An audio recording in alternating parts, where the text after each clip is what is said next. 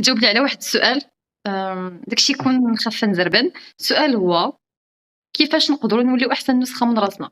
بحكم أنك coach هادي 25 سنة تقريبًا، فشنو هما الحوايج اللي كيبانوا ليك غادي يخليو الواحد منا يولي أحسن نسخة من راسو؟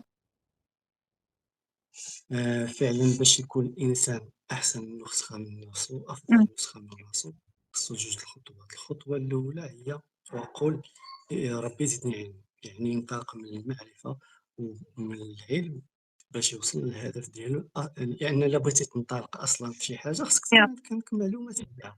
إمم، النقطة الثانية اللي هي إن مع العسر يسرا، يعني التصبُّر، يعني إمم، أنك تتكون فإلا كنتِ تتشوف في ظِل هاذاك الأزمة اللي عندك وهذاك العسر اللي عندك إمم. تتشوف فيه النور ديال اليسر، فإنك تدخل مباشرة في هذاك اليسر.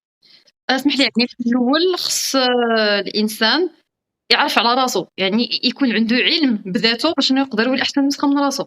الحاجة الثانية هو أنه ما ينساش بأنه ربي راه حتى إلا ضاقت راه ستفرج، لأنه إن مع العسر يسرا كما قلتِ لي.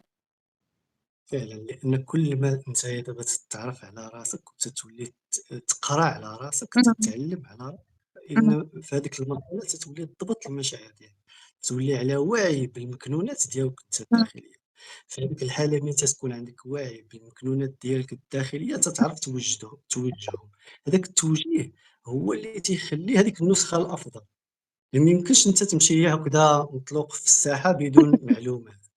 ضروري خصك تعرف المكنون ديالك اللي هو من خلال العلم. إمم، من خلال هذاك العلم تصبر، تدير الخطوة الأولى، ياه، تتحدد الأهداف، تتآمن بهذوك الأهداف. ملي تتآمن بهذوك الأهداف تتصحح النية ديالك، تقدر داتك لهاد الجهة ترجع لجهة أخرى. إمم، فهذا هو اللي تيخلي هذاك الإنسان اللي داخل ديالك كيعرف فين غادي، وهذاك هو التوجه الأكبر. ما يمكنش تشد أنت توجه أكبر إلا ما كانش عندك علم.